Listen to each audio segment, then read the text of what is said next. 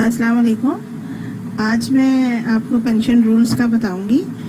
ये मेरी video continuity है मेरी प्रीवियस वीडियो की, जिसमें मैंने आपको बताया था कि पेंशन रूल्स क्या होते हैं, आपको किन रूल्स के अकॉर्डिंगली आपकी पेंशन जो है वो बनाई जाती है। आज मैं आपको बताऊंगी कि आप पेंशन के पेपर्स जो हैं वो किस तरह से तैयार कर सकते हैं और आपको पेंशन कितनी दी जाती है, आपकी पे की कौन कौन सी चीज़ें पेंशन में इंक्लूड होती हैं और कौन कौन सी चीज़ें इंक्लूड नहीं होती, और पेंशन को कैलकुलेट करने का क्या तरीका होता है, क्या फॉर्मूला होता है। वीडियो शुरू करने से पहले ये इन्फॉर्मेशन मैं आपको देना चाहती हूँ कि जो पेंशन की कैलकुलेशन की एक्सेल शीट्स हैं वो मैं इसके पार्ट 3 जो फाइनल पार्ट होगा ये पेंशन की वीडियोस का, उसमें इंशाल्लाह मैं पेंशन की जितनी भी कैलकुलेशंस हैं उसकी एक्सेल शीट किस तरह से बनेगी, कौन कौन से फार्मूलाज लगेंगे, एज की कैलकुलेशन कैसे होगी, और वो मैं इंशाल्लाह आपको उसमें बनाना बताऊंगी। आइए वीडियो शुरू करते हैं। एमोलमेंट्स रिकॉर्ड फॉर पेंशन, यानी आपके कौन कौन से एमोलमेंट्स जो हैं वो पेंशन में इंक्लूड होते हैं।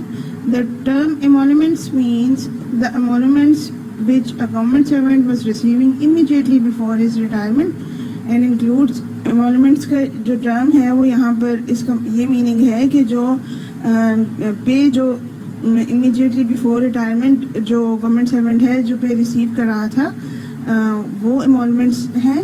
और इसमें क्या क्या शामिल है, इसमें पे as defined in FR 921A1, मतलब जो आपकी बेसिक पे होती है वो इसमें इंक्लूड होती है, फिर आपकी जो पर्सनल पे होती है वो इंक्लूड होती है, टेक्निकल पे अगर आपको कोई मिल रही है तो वो इंक्लूड होती है, स्पेशल पे of all types and nature, special पे अगर आप कोई ले रहे हैं तो वो भी इसमें इंक्लूड होती है, डियरनेस अलाउंस अगर आपको मिल रहा है तो वो इसमें इंक्लूड होगा, इंक्रीमेंट्स अकर्ड ड्यूरिंग LPR, यानी जो इंक्रीमेंट्स आपको LPR के दौरान में मिली हैं वो इसमें इंक्लूड होंगी, senior post allowance in case of officers of BPS 20 and above, यानी सीनियर पोस्ट अलाउंस अगर आप ले रहे हैं BPS 20 एंड अबव में है और सीनियर पोस्ट अलाउंस आपको मिल रहा है तो वो भी इसमें इंक्लूड होगा।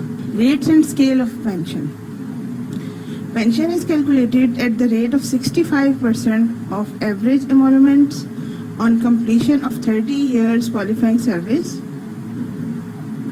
जो पेंशन हम कैलकुलेट करते हैं, आपके एमोलमेंट्स होते हैं, मतलब जो आपकी पे होती है उसका 65% के रेट पर हम आपकी जो पेंशन है वो कैलकुलेट करते हैं। मसलन अगर आप 100 रुपीज़ पे ले रहे थे, यानी आपकी बेसिक पे प्लस जो अबव मेंशन्ड अलाउंसेस हैं वो मिलाकर आपकी पे 100 रुपीज़ बनती थी, तो जो 65 रुपीज़ है उस पे ये आपकी पेंशन कैलकुलेट होगी। लेकिन उसके लिए ये है कि अगर आपने 30 इयर्स की आपकी सर्विस आप क्वालिफाई करते हो, यानी आपके एंड पे 30 इयर्स की कंप्लीट सर्विस हो। Where qualifying service is less than 30 years, अगर आपकी क्वालिफाइंग सर्विस जो है वो 30 इयर्स से लेस है but not less than 10 years, लेकिन 10 इयर्स से लेस नहीं है, 10 इयर्स से अबव है, तो proportionate reduction in percentages made. अगर आपकी जो सर्विस है वो 30 इयर्स की आपके पास क्वालिफाइंग सर्विस नहीं है, लेकिन आपकी सर्विस जो है वो 10 इयर्स से अबव है, तो फिर उसमें हम जो है वो प्रोपोर्शनली जो आपकी पेंशन है वो रिड्यूस होगी। The pension table regulating all the 4 pensions, namely compensation pension, superannuation pension, invalid pension and retiring pension is as under. ये मैंने चारों जो पेंशंस हैं ये मैंने आपको बताया हुआ है लास्ट वीडियो में। तो ये जो कंपनसेशन पेंशन है, सुपरएनुएशन पेंशन है, इनवैलिड पेंशन है, रिटायरिंग पेंशन है, यानी अगर आपकी 30 इयर्स की क्वालिफाइंग सर्विस नहीं है तो ये और आप ये चारों पेंशंस जो हैं वो ले रहे हैं या लेने वाले हैं, तो आपकी जो पे है वो रेगुलेट किस तरह से की जाएगी ये टेबल पूरा दिया हुआ है। ये पेंशन टेबल है, इसमें आपके completed years of qualifying service, यानी ये आप देख रहे हैं इसमें 10, 11, 12, 13, 14, 15, 16, और फिर आपके जो scale of pension expressed as fraction of average emolument या एमोलमेंट्स, यानी आपका जो कम होगा, आपकी जो पेंशन है वो कम होगी, वो किस रेट से कम होगी वो यहाँ पर हम इस फार्मूले में आपको बताया हुआ 70/300। अगर आपकी 10 ईयर्स ऑफ क्वालिफाइंग सर्विस है तो आपके फार्मूले में 70/300 लिखा जाएगा। अगर आपकी 11 ईयर ऑफ क्वालिफाइंग सर्विस है तो 77/300 लिखा जाएगा। यानी ये सारा जो पेंशन का टेबल है ये इसके अकॉर्डिंगली आपकी जो सर्विस है कैलकुलेट की जाएगी। ये देखिए, ये इस टेबल में 17, 18, 19, 20, 21, 22, 23 यानी ये ईयर्स ऑफ क्वालिफाइंग सर्विस है। और ये आपको आगे पेंशन का टेबल दिया हुआ है। जब 25, 26, 27, 28, 29, 30 एंड अबव 30 ईयर्स तक हम ये 210/300 का फॉर्मूला रखते हैं। और उससे अबव अगर आपकी क्वालिफाइंग सर्विस उससे अबव है तो भी ये 210/300 का फॉर्मूला ही आएगा। अच्छा जी, ये पेंशन फार्मूला आप देख रहे हैं। पेंशन फार्मूला ये है, लास्ट पे drawn multiply by 7 multiply by length of qualifying service. यानी हमारे पास जो लास्ट पे ड्रॉन थी, कितनी हमने पे ड्रॉ की है, जो लास्ट पे हमने ड्रॉ की है वो हमने कितनी पे ड्रॉ की है, मल्टीप्लाई बाय 7, उसको हम 7 से मल्टीप्लाई करते हैं। Multiply by length of qualifying service, उसको हम लेंथ ऑफ क्वालिफाइंग सर्विस से मल्टीप्लाई करते हैं।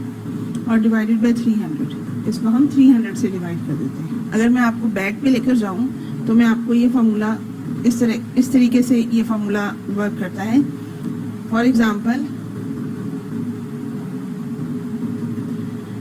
अगर आपकी पे 25 ईयर्स थी तो 175/300 यहाँ पर लिखा हुआ है। 175/300 का मतलब है कि लास्ट पे ड्रॉन आपने यहाँ पर इस फार्मूला में आपने लास्ट पे ड्रॉन लिखना है, जितनी भी आपने लास्ट पे ड्रॉ की है वो लिखनी है, मल्टीप्लाई बाय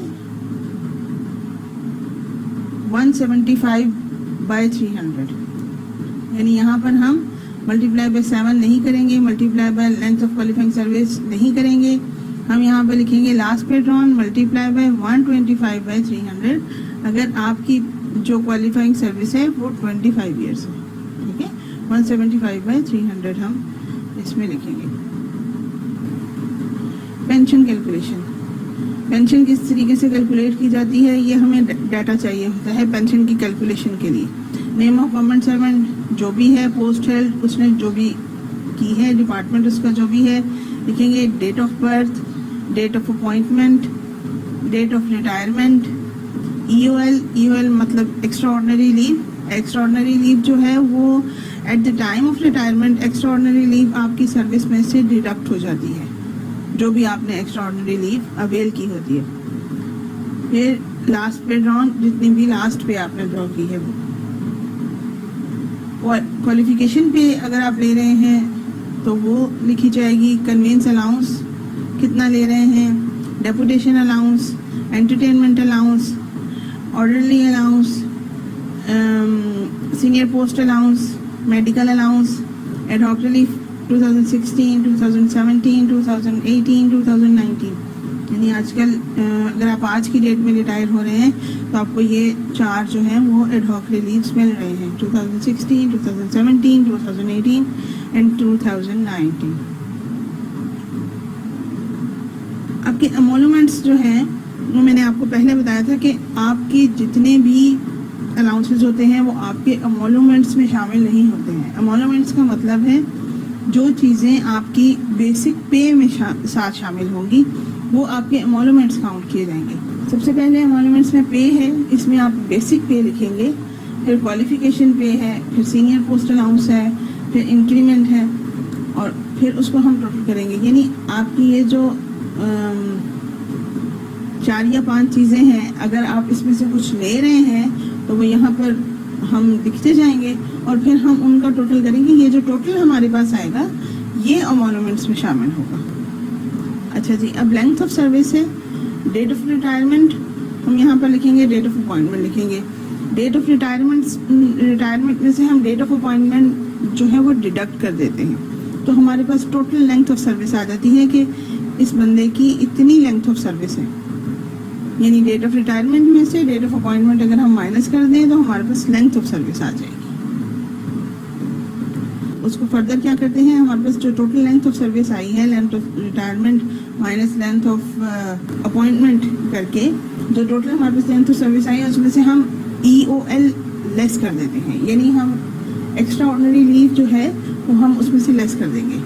तो फिर हमारे पास क्यू सर्विस यानी क्वालिफाइंग सर्विस आ जाती है और उसको फिर हम राउंड फिगर में लिख लेते हैं। क्वालिफाइंग सर्विस फॉर एग्जांपल हमारे पास 30 ईयर्स 2 मंथ्स और 3 डेज आती है, तो हम उसको राउंड फिगर में मतलब हम उसको सिर्फ 30 ईयर्स लिखेंगे। अच्छा जी, ये फार्मूला है, फार्मूला मैं आपको पहले भी बता चुकी हूँ। अब इसमें लास्ट पे जो आपने ड्रॉ की है, यानी जो आपके टोटल एमोलमेंट्स बने थे वो multiply by 7 multiply by length of qualifying service. आप इसको उस टेबल के अकॉर्डिंगली भी कर सकते हैं, या अगर आप उस टेबल को फॉलो नहीं करना चाहते हैं तो आप इसमें टोटल एमोलमेंट्स लिखेंगे, मल्टीप्लाई बाय 7 लिखेंगे, multiply by length of qualifying service लिखेंगे, मतलब उसकी 25 ईयर्स ऑफ सर्विस है, 20 ईयर्स ऑफ सर्विस है, 30 ईयर्स ऑफ सर्विस है, डिवाइडेड बाय 300।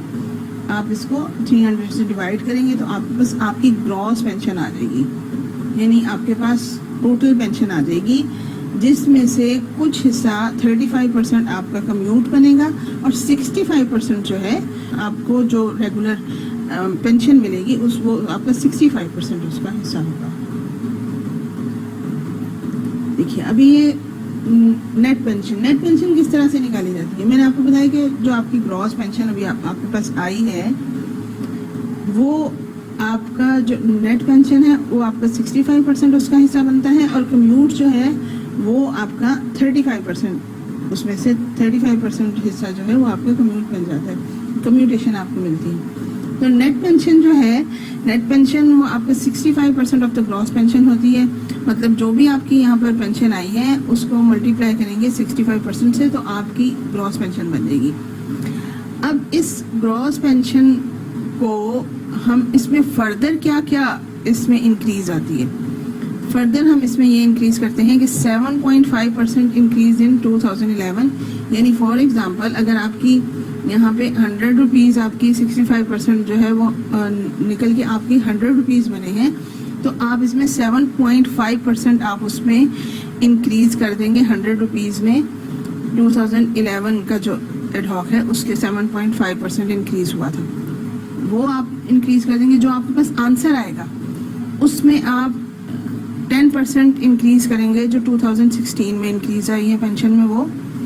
फिर जो आंसर आएगा आपके पास आप उसमें 10% इंक्रीज करेंगे, जो आपके पास 2017 में इंक्रीज आई है। फिर जो आंसर आएगा आप उसमें 2018 में जो 10% इंक्रीज आई है वो इंक्रीज करेंगे, और फिर जो आंसर आएगा आप उसमें 2019 में जो इंक्रीज आई है वो इंक्रीज करेंगे। यानी आपको 100 रुपीज़ से आप यहाँ पर 65% जो आपने कैलकुलेट की है ग्रॉस पेंशन, वो आप 100 रुपीज़ से फॉर एग्जांपल स्टार्ट हुए हैं, तो आप उसमें 2011 के 7.5, उसके आंसर में 2016 के 10%, यानी जो उसका आंसर आएगा उसका 10% आपने फर्दर शामिल करना है। 2017 में जो उसका आंसर आएगा उसमें फिर आपने फर्दर 10% शामिल करना है 2018 का, और फिर जो उसका आंसर आएगा उसमें आपने 2019 का फर्दर आपने शामिल करना है, तो आपके पास ये आपकी पेंशन बन जाएगी। अच्छा जी, फिर हमारे पास है मेडिकल अलाउंस। मेडिकल अलाउंस जो है वो हम अब इस जो हमारे पास पेंशन बनी है उसमें हमने सिर्फ एक अलाउंस मज़ीद ऐड करना है, वो मेडिकल अलाउंस है। यानी फॉर एग्जांपल आपके 65% आपकी ग्रॉस पेंशन बनी थी, उसका 65% आपके 100 रुपीज़ आते हैं, तो आपने 25% जो है वो आपने उसका लेना है यहाँ पर, वो आपके पास मेडिकल अलाउंस आएगा, और फिर उसमें आपने फर्दर उसका 25% जो है वो इंक्लूड कर देना है आंसर में, और फिर वो आपके पास नेट आपका मेडिकल अलाउंस आएगा, और ये मेडिकल अलाउंस जो है वो आपकी जो पेंशन है वो उसका हिस्सा बन जाएगा। अच्छा, अब ये मैंने आपको निकालना बता दिया कि हमारे पास पेंशन किस तरह से निकल रही है, जो आपकी नेट पेंशन है वो किस तरह से बनेगी।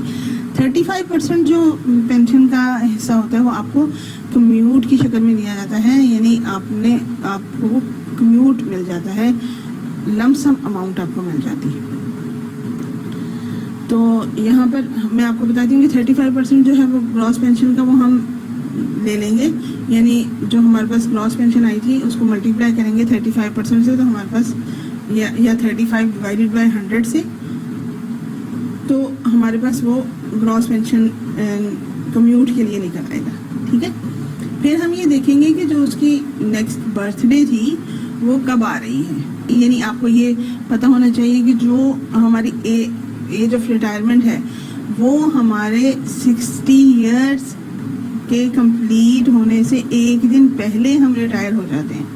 मतलब हम जब हमारी 60th बर्थडे होती है तो तो हम लोग उस दिन रिटायर्ड तस्वुर किए जाते हैं, यानी हम लोग ऑलरेडी रिटायर हो चुके हैं 1 डे बिफोर। यानी जो हमारी नेक्स्ट बर्थडे है उसमें हम कितने साल के हो जाएंगे वो हम यहाँ पर लिखेंगे नेक्स्ट एज बर्थडे में। ठीक है, डेट ऑफ बर्थ लिखेंगे, डेट ऑफ रिटायरमेंट लिखेंगे, और फिर हम इन दोनों को जब हम माइनस कर देंगे तो हमारे पास नेक्स्ट एज बर्थडे आ जाएगी। फिर हमारे पास उसके कितने ईयर्स हैं, मतलब अब इसमें हम नेक्स्ट एज बर्थडे में हम अगर फॉर एग्जांपल हम 55 ईयर्स से 1 डे भी हम अबव हो जाते हैं, 1 डे भी हमारा अबव है, तो हम नेक्स्ट ईयर पे चले जाते हैं, यानी हम 55 ईयर के तस्वुर नहीं किए जाएंगे, हम 56 ईयर्स के तस्वुर किए जाएंगे। ठीक है, यानी अगर आपका 1 डे भी ऊपर हो जाता है तो आपका जो रेट है, कम्यूटेशन का रेट है, वो भी चेंज हो जाता है, जो आपके नंबर ऑफ ईयर्स हैं इसमें वो भी चेंज हो जाएंगे। वो आपका फॉर एग्जांपल आपकी नेक्स्ट एज बर्थडे यहाँ पर बन रही है 55 ईयर्स 3 मंथ्स एंड 2 डेज, तो आपको यहाँ पर जो ईयर्स लिखे जाएंगे वो 56 ईयर्स लिखे जाएंगे, वो 55 ईयर्स नहीं लिखे जाएंगे। और जो आपका रेट है कम्यूट का वो भी आपके 56 ईयर्स पे लगेगा, कम्यूटेशन भी 56 ईयर्स पे ही वो कैलकुलेट होगी। कम्यूटेशन में अब आपने नंबर ऑफ, यहाँ पर कम्यूटेशन का जो आपका फार्मूला है वो नंबर ऑफ ईयर्स आपके कितने साल के हैं मल्टीप्लाई बाय जो रेट है, रेट का अभी टेबल में आपको नेक्स्ट दिखाती हूँ कि किस रेट के अकॉर्डिंगली आपका वो कम्यूट कैलकुलेट किया जाता है, और फिर मल्टीप्लाई बाय 12, और फिर जितने भी रुपीज़ आएंगे वो आपका कैलकुलेट कर देंगे। ये देखिए एज नेक्स्ट बर्थडे, यानी अगर आप इतने साल के हो रहे हैं, नेक्स्ट बर्थडे पे आप 20 इयर्स के हो रहे हैं, नेक्स्ट बर्थडे पे आप 21 इयर्स के हो रहे हैं, तो आपका जो नंबर ऑफ ईयर परचेज है वो आपके इस हिसाब से इस फॉर्मूले के अकॉर्डिंगली निकाले जाएंगे। फॉर एग्जांपल अगर आप 20 इयर्स के हैं तो आपके नंबर ऑफ ईयर्स परचेज 40.5043 होगा। एज नेक्स्ट बर्थडे ये देखिए, ये अब 38 से लेकर 55 तक कितना है, और 60 इयर्स के अगर आप हो जाते हैं तो 60 इयर्स का मैंने ये ऐड किया हुआ क्योंकि ये मोस्ट कॉमनली यूज्ड है, और आपको यानी मोस्टली जो हम लोग रिटायर होते हैं वो 60 इयर्स पर ही रिटायर होते हैं, तो 60 इयर्स का जो रेट है वो 12.3719 है।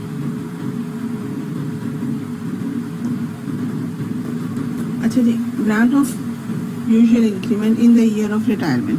The words retiring civil servant is applicable to both gazetted and non gazetted employ, यानी रिटायरिंग सिविल सर्वेंट हम गजेटेड नॉन गजेटेड सब के लिए रिटायरिंग सिविल सर्वेंट ही वर्ड यूज करते हैं।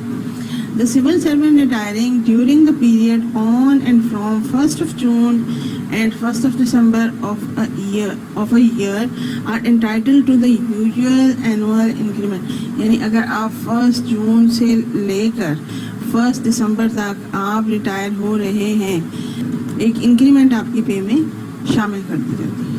This is also applicable to the civil servants expired during the above period, यानी अगर कोई सिविल सर्वेंट जो है वो during the above period expire हो जाता है, मतलब वो 1 जून से लेकर 1 दिसंबर तक अगर कोई खुदा न खास्ता किसी की डेथ हो जाती है तो भी उसको ये जो इंक्रीमेंट है वो मिलती है।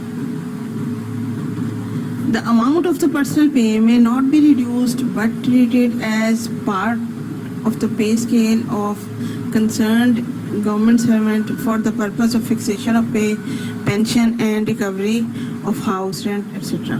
फर्ज करें कि आप 2-3 ईयर्स से आप अपने पे स्केल के एंड पर थे और आपकी जो इंक्रीमेंट थी वो एज पर्सनल पे आपकी पे में आ रही है, तो आपकी जो पीपी है वो रिड्यूस नहीं की जाती है, वो बल्कि वो जो आपकी पे है उसमें शामिल हो जाती है, यानी वो आपके एमोलमेंट्स में शामिल हो जाती है।